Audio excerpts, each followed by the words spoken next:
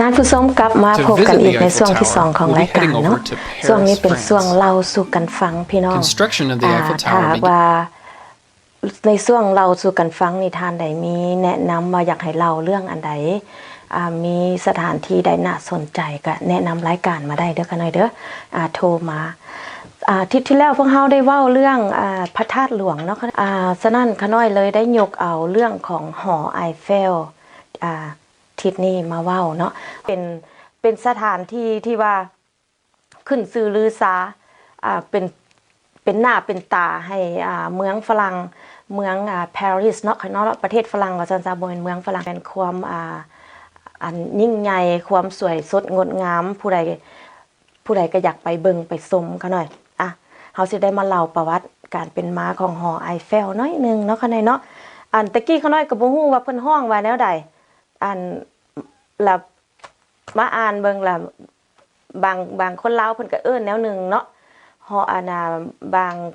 คือคนฝรั่งเองเขาก็บ่ฮู้ว่าเพิ่นเอิ้นจังได๋เพิ่นก็ฮ้องไอเฟลคือกันเนาะแต่ว่าคนอเมริกาเพิ่นก็ฮ้องหอไอเฟลโซก็สิคือกันนั่นแหละเนาะคั่นเนาะอันหอไอเฟลนี่เป็นมาแนวใดคั่นหอไอเฟลนี่เพิ่นเบี้ยวเพิ่นสร้างปี1889คั่นหน่อย1,800เด้อบ่แม่น1,900 1,889ใช้เวลาสร้างอยู่2ปี2เดือนกับ5มื้อคั่นหน่อยถามว่าบัดนี้มีคำถามว่าคนฝรั่งมักบ่ในสมัยนั้นคนฝรั่งเพิ่นบ่มักหลายคนก็ต่อต้านก็ต่อต้านแน่บ่อยากให้สร้างเนาะประชาชนหลายคนบ่มักเพิ่นว่าเป็นการที่ว่าเสียทุนรัฐบาลโดยที่ว่าบ่มีเหตุผลว่าซั่นเหตุผลนึงเพิ่นว่าอีกเหตุผลนึงเพิ่นว่าจ้างแม่นอีหยังยืนจงคงอยู่บ่มีลักษณะคือว่า6บ้าน6เมืองบ่มีสิว่าจังได๋บ่มีประโยชน์หยังว่าซั่นซะแล้วประชาชนก็พยายามแบบนั้นร่วมโตกันเว้าถึงเรื่องหอไอเฟลนี่เพิ่นก็บ่อยากให้สร้างปานใดว่าซั่นซะประชาชนต่อต้านเนาะคันสิเว้าแล้วก็ได้แต่ว่ามาฮอดคุมื้อนี่ปัจจุบันนี่หอไอเฟลกลายเป็นอันดับโลกเขาหน่อยปี2015เพิ่นได้อันดับ3ของโลกที่ว่าเป็นสถานที่ที่ว่าคนไปท่องเที่ยวหลายที่สุดประมาณเท่าใดมีคนแต่ละปีนี่คนเข้าไปเที่ยวเป็นล้านๆเนาะคั่นเนาะหลายล้านคนว่าซั่นซะเพิ่นว่าแล้วบัดนี้อยู่ในหอไอเฟลหั่นปี1897หั่นเพิ่นได้สร้างตั้งสถานีวิทยุแห่งทำอิฐของประเทศฝรั่งแล้วแม่เพิ่นเอาไปใส่หอไอเฟลหั่นเพราะว่าเพิ่นสูงเนาะสมัยตะกี้หั่นเพิ่นสร้างประมาณ300 เมตรก็สูงคันสิเทียบใส่กับประมาณตึกสูง81ชั้นเพิ่นว่าจักสูงสำใดแต่ว่ามันแหลมขึ้นจังซี่เนาะก็คือเห็นอยู่ในรูปอะไรคั่นหน่อยเพิ่นว่าจังซั่นเป็นปี1897หลังจากที่ว่าเพิ่นสร้างแล้วเรียบร้อยแล้วเนาะประชาชนหั่นก็บ่อยากให้สร้างปานใดแต่ว่าสร้างแล้วเพิ่นหั่นเอามาใช้เป็นสถานีวิทยุเฮ็ดเป็นสถานีวิทยุไปก่อตั้งอยู่หั่นเลยเทื่อทำอิฐว่าซั่นซะแล้วก็เป็นบ่อนยุทธการใช้ในการทหารในการเมืองเพิ่นว่าซั่นซะเป็นสนั่นละต่อมาแล้วประชาชนจังค่อยยอมรับเนาะเพิ่นว่ามาฮอดปัจจุบันนี่มีประมาณ120แอนเทนาแปลว่าเสาอากาศลักเสาอากาศสำหรับสถานีต่างๆเนาะแล้วก็มี32radio stations หมายถึงว่ามี32สถานีวิทยุตั้งอยู่ในหอไอเฟลหั่นเขาหน่อยเฮาไปเฮาบ่เห็นดอกเพราะว่าเฮาเลาะแต่อยู่ทางลุมเพิ่นสิอยู่ทางเทิงพุ่นเนาะแล้วก็สิมี40 TV cables อยู่หั่นแปลว่าสถานีโทรทัศน์สถานีวิทยุอีหยังไปร่วมอยู่หั่นเบิดเขาหน่อยอยู่บนหอไอเฟลหั่นว่าซั่นซะฉะนั้นมันเลยกลายเฮ็ดให้ประชาชนยอมรับว่าอย่างน้อยเพิ่นก็มีประโยชน์เนาะใช้ประโยชน์ได้ว่าซั่นซะบ่แม่นว่าสิเอามายืนจางจะกวามบ้านกวามเมืองอยู่ซื่อๆสมัยตะกี้ก่อนเพิ่นสิสร้างตอนเพิ่นออกแบบหั่นแล้วแม่นเพิ่นประชาชนเข้าใจว่าจังซั่นแท้บ่มีประโยชน์อีหยังมีแต่ว่าไปยืนจางจะขวางบ้านอยู่ว่าซั่นซะแล้วเพิ่นก็เลยบ่อยากเห็นดีปานใดจุดประสงค์เพิ่นสร้างหอไอเฟลเฮ็ดหยังเขาหน่อยจุดประสงค์เพิ่นแม่นเฉลิมฉลองการปฏิวัติประเทศฝรั่งเศสผ่านมาเป็นระยะเวลา10ปีเนาะ คือสมัยตะกี้สมัยฝรั่งเพิ่นเอิ้นสมัยฝรั่งฝรั่งเศสเพิ่นก็มีคันสิเว้าแล้วเพิ่นก็มีที่ว่าจังได๋ได้รับไสชนะเนาะหลายสิ่งหลายอย่างทางด้านการปฏิบัติทางด้านการทหารอีหยังเพิ่นหลายอย่างว่าจังเพิ่นก็เลยสร้างหอไอเฟลนี่มาเป็นการเฉลิมฉลองเพื่อเป็นการแสดงถึงเพิ่นว่าเพื่อเป็นการแสดงและอวดอ้างแก่ชาวต่างชาติทั้งหลายแต่ละบรรดาประเทศต่างๆนะให้รับรู้ถึงว่าประเทศฝรั่งเฮานี่มีอำนาจทางด้านอุตสาหกรรมและก็ทางด้านอย่างก็สถาปนิกว่าซั่นซะทางด้านการออกแบบหมายถึงว่าทางด้านวัฒนธรรมแดทางด้านอุตสาหกรรมแดเพิ่นก็เลยเอามารวมเข้ากันอยู่ในหอไอเฟลหั่นเพื่อว่าอยากแสดงให้โลกรับรู้ให้ประเทศอื่นๆรับรู้ว่าประเทศฝรั่งหั่นทันสมัยก้าวหน้าว่าซั่นซะในสมัย1890เนาะผู้สร้างเพิ่นว่าแม่นผู้ใดเป็นผู้สร้างนี่เป็นเจ้าของโครงการอิลีนี่มันทานไอเฟลชื่อเต็มมันเพิ่นอเล็กซานเดอร์ชื่อว่าจะไหนเนี่ยเดี๋ยวอ่านให้เขาหน่อยก็อเล็กซานเดอร์กัสเตฟไอเฟลแปลว่าไอเฟลนี่เป็น last name เพิ่นเนาะเป็นนามสกุลเพิ่นเขาเจ้าก็เลยมาใส่ชื่อตามที่ว่านามสกุลเพิ่นแม่นเพิ่นเป็นเจ้าของโครงการเฮ็ดแล้วเพิ่นได้ร่วมมือกับนักวิชาการ2คนที่ว่าเก่งๆแล้วก็เอามาซอยกันแปลว่ามีทานมาไรส์อย่างโคชลินแล้วก็ทานอัมมาเล่ขน้อยก็อ่านบ่เป็นภาษาฝรั่งเศสเนาะแปลว่าความหมายก็ว่ามีสองทานซะที่ว่าเป็นเอนจิเนียร์ที่ว่ามาซอยในหอไอเฟลนี่เนาะเพิ่นว่าในสมัยนั้นเพิ่นสร้างขึ้นมาให้มัน300 เมตรเพิ่นว่าเป็นสัญลักษณ์ของนครปารีสแล้วก็เป็นประวัติศาสตร์ที่น่าสนใจเพิ่นว่าออกแบบนวัตกรรมที่แตกต่างจากสถาปัตยกรรมในข่าวนั้นคือว่าในข่าวนั้นเนาะปี1800กับบ้านเมืองก็ยังบ่ทันเจริญปานใดแต่ว่าสมัยนั้นฝรั่งสามารถสร้างหอไอเฟลนี่ขึ้นมาโชว์ได้เนาะเพิ่นเอาไอเดียมาจากที่ว่าเพิ่นเห็นไอ้หยังหอพีระมิดบ่พีระมิดจากอียิปต์หั่นน่ะแล้วเพิ่นก็เลยว่าโอ้เพิ่นก็เลยเอามาตั้งเอามาออกหางออกแบบแต่ว่าเพิ่นเฮ็ดให้มันสูงกว่าหอพีระมิดหั่นเฮ็ดคล้ายๆกันไอเดียคล้ายๆกันแต่ว่าเฮ็ดให้มันสูงเนาะว่าซั่นแต่ว่าทำอิฐโครงการเพิ่นหันว่าสิเฮ็ดเก็บไว้เพียงแต่20 ปีบ่ได้เฮ็ดแบบถาวรบ่อยากเก็บไว้แบบถาวรเฮ็ดขึ้นเพื่อเฉลิมฉลองการปฏิบัติของเพิ่นหั่นความสำเร็จของการปฏิบัติเพิ่นหั่นแล้วเพิ่นมีโครงการว่าสิทุบทิ่มหลังจาก20 ปีให้เพราะว่าประชาชนก็หลายคนที่ว่าเพิ่นบ่เห็นดีนำว่าซั่นซะ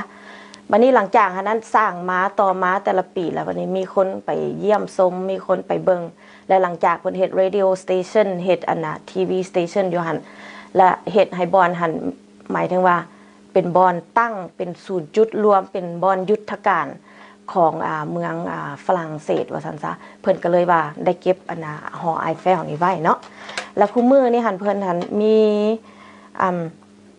มีคนเข้าไปเบิ่งไปชมหลายเพิ่นว่าถ้าว่าท่านใดสิไปเที่ยวหอไอเฟลนี่ถ้าบ่ได้จองนำกรุ๊ปทัวร์แล้วมันอย่างน้อยต้องได้ท่าประมาณ2 ชั่วโมงเพิ่นว่าต้องได้ฮู้วิธีว่าเฮ็ดจังได๋เฮาสิตัดลายแนวใดบ่แม่นว่าสิไปตัดหน้าหมู่เด้อค่ะน้อยอันนี้บ่แม่นเว้าแบบนั้นความหมายเพิ่นเว้าว่าถ้าว่าท่านใดคิดอยากไปถ้าบ่เคยไปจักเทื่อหรือว่าบ่ฮู้จักคนอยู่แถวนั้นว่าซั่นซะให้ติดต่อนำกรุ๊ปทัวร์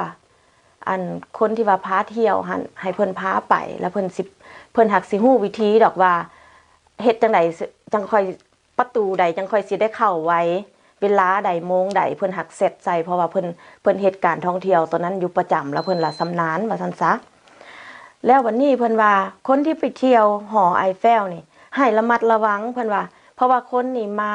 ทั่วโลกมาโฮมกันแต่ละมื้อและให้ระมัดระวังในการปล้นจี้ขโมยเพิ่นว่าอาจสิมีโจรมีหยังหลายเนาะเขาได้เนาะเพิ่นว่าจังซั่นแล้วเพิ่นว่าพายกระเป๋านี่ฉะนั้นล่ะเฮาเห็น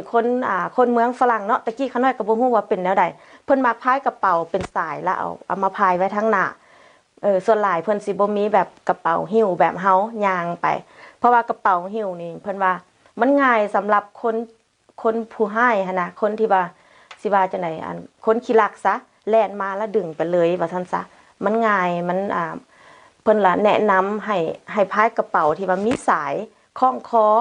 แล้วเอากระเป๋าหันมาไว้ทั้งหน้าเพิ่นว่าหั่นน่ะแล้วเฮาสิได้แบบเบิ่งแยงกระเป๋าเฮาหันในเวลาที่ว่าเฮาย่างชมหอไอเฟลหันว่าซั่นซะเพื่อเป็นการป้องกันเครื่องสัมภาระของเฮาเนาะบางคนก็อาจสิมีเงินแน่อาจสิมีพาสปอร์ตอาจสิมีกล้องถ่ายรูปอาจสิมีอีหยังหลายอันหลายแนวเนาะที่ว่าเฮาไปเที่ยวหอไอเฟลว่าซั่นซะและอีกอันนึงเพิ่นว่าบ่เวลาถ่ายรูปพยายามถ่ายกันเองบ่อยากให้สมมุติว่ามีคนย่างหรือว่ามีคนอยู่แถวหั่นค่ะว่าท่านใดมีโทรศัพท์รุ่นแพงมีกล้องถ่ายรูปรุ่นแพงว่าซั่นซะแล้วบ่ให้แบบว่าไปหาคนผู้นั้นว่ามาถ่ายรูปให้ข่อยแน่ว่าสินะค่ะเพิ่นถ่ายแล้วเพิ่นอาจสิบ่ถ่ายเพิ่นจับได้กล้องถ่ายรูปแล้วเพิ่นอาจสิแล่นเลยว่าซั่นตามที่ว่าข้อมูลอยู่ในแมกกาซีนอีหยังเพิ่นเว้าหั่นก็เพิ่นแนะนำจังซั่นสำหรับท่านใดที่สิไปเที่ยวไปเบิ่งหอไอเฟลเนาะเพิ่นว่าให้ระมัดระวังแต่ว่าพี่น้องลาวเฮานี่ก็บ่ค่อยมีปัญหาปานใดเพราะว่าเพิ่นมีพี่น้องอยู่เมืองฝรั่งหลายผู้ใดไปเมืองฝรั่งเพิ่นก็มีคนนำเที่ยวมีใกล้ส่วนตัวอยู่แล้วเพิ่นก็ไปพาไปเที่ยวว่าซั่นซะ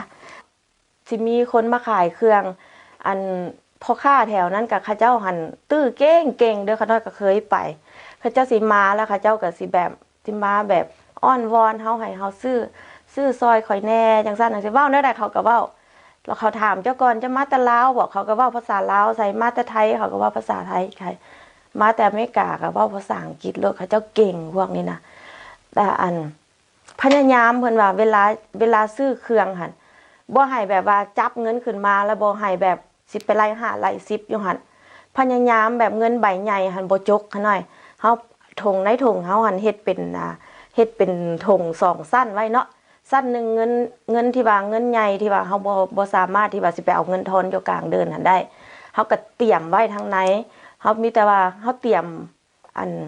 บัดเจ็ตไว้ว่าเฮาไปหอไอเฟลเนี่ยเฮาสิใช้เงินเท่าใดสมมุติว่าตัวอย่างว่า$20ซะเนาะเฮาก็จับแต่ใบ20หั่นไว้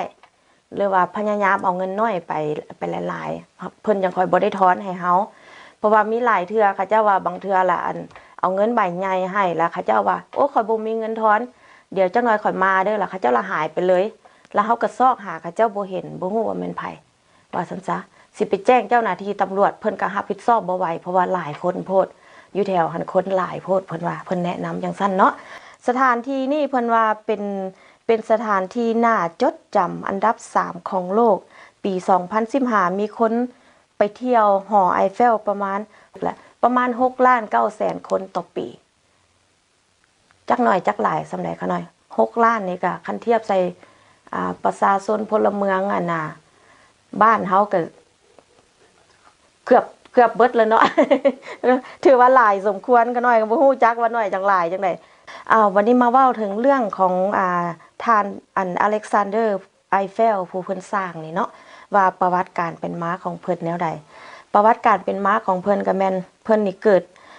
December 15 1832แล้วได้เสียชีวิต December 27 1923รวมอายุได้91 ปีเนาะเพิ่นหันเป็นเอนจิเนียร์เป็นนักออกแบบเป็นอาร์คิเทคเจอร์คันสิเว้าแล้วก็เป็นนายสร้างเนาะเ